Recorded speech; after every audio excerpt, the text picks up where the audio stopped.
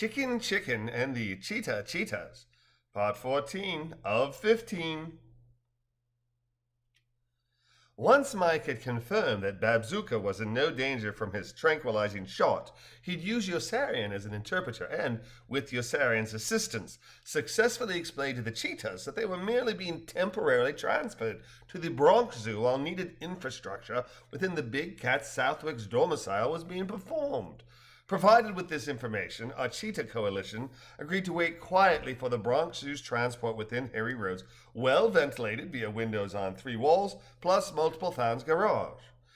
Closing the 5 still hungry, alert, but cooperative cheetahs, along with the out-like-a-light Bab-Zooka, whom Mike, Yossarian, and Officer Arkin had carried inside said garage, Police Officer Arkin shook his head and said, "If this isn't the strangest call I've ever been on, I don't know what is. Your friend Paula should be up shortly." "Thanks, Alan," Mike said, shaking hands. "Without you and Yossarian, I don't know how this would have gone." "All in a day's work," Alan said dryly before shaking Yossarian's hand, adding, "Ciao," then climbing into his squad car and pulling away.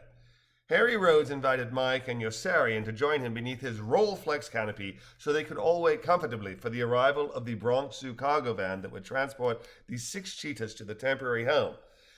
Harry had just poured 3 lemonades when Mike's phone rang. Paula explained that though the literal train wreck just south of them on the Hutchinson Parkway remained a hullabaloo, that authorities had things under control. "They offered to bring me up to you in a car, but after they explained the situation, we realized it'd be a whole lot faster if I just headed the track, so I'm going to make some." "Okay," Mike said. "Look for a smashed chicken coop on your right, maybe a quarter mile up the track. It's a big yard and we're up by the house." "You all right?" "I've had better days," Paula said with a laugh. "See you in a bit." "Take care." "Will do."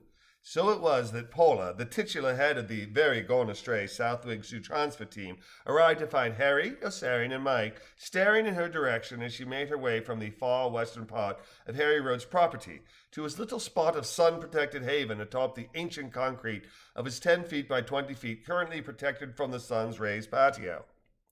"There she is," Mike, jumping to his feet at the sight of Paula, enthused, his tongue possibly being a bit thickened and loosened by Harry's possibly fortified lemonade. "Welcome! I hope you didn't have too hard a time of it with the triage?" he asked, compassionately referencing the reason Paula had stayed behind.